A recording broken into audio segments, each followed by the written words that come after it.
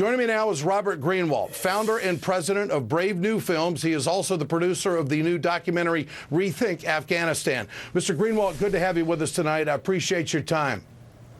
Sure. Why do you think Republicans want the media to quit covering this movement?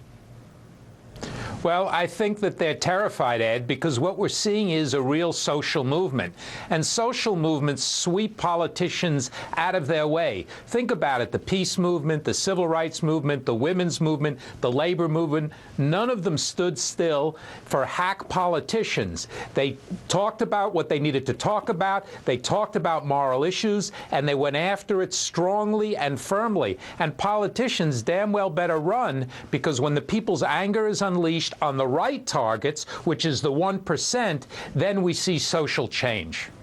Are you think the Republicans are more concerned about the protesters or the message that continually is getting the coverage? Well, I think it's the message, because it's brilliant messaging, right? 99%. What are these politicians going to do? They're going to say we want 1% to elect us. We want the Koch brothers and we want Rupert Murdoch. That's our constituency. That's who we're representing. In fact, tomorrow in New York, there's going to be a march on Murdoch's home and the Koch brothers' home and others' home, so that we begin to identify who are these 1%, who are the war profiteers and the people, the millionaires and the billionaires, who are trying to control the rest of our country. And what we're seeing, Ed, really is pure, beautiful democracy at work. Herman Cain slammed the protesters on Sunday. Here's what he had to say. Let's watch it. It's anti-American because to protest Wall Street and the bankers is basically saying that you're anti-capitalism. The free market system and capitalism are two of the things that have allowed this nation and this economy to become the biggest in the world. Even though we have our challenges, I believe that the protests are more anti-capitalism and anti-free market than anything else. Robert, what's your response to that soundbite? Well, I think, look, the more slams there are, Ed, the better it is, because the more the social movement grows. Sticks and stones can hurt my bones, but, you know, I mean, all those childish kind of slanderings are an indication that this is really catching on. It's really getting people's attention. There's real concern and there's real fear, which means that the 99%ers are doing exactly the right thing and doing it in the right way.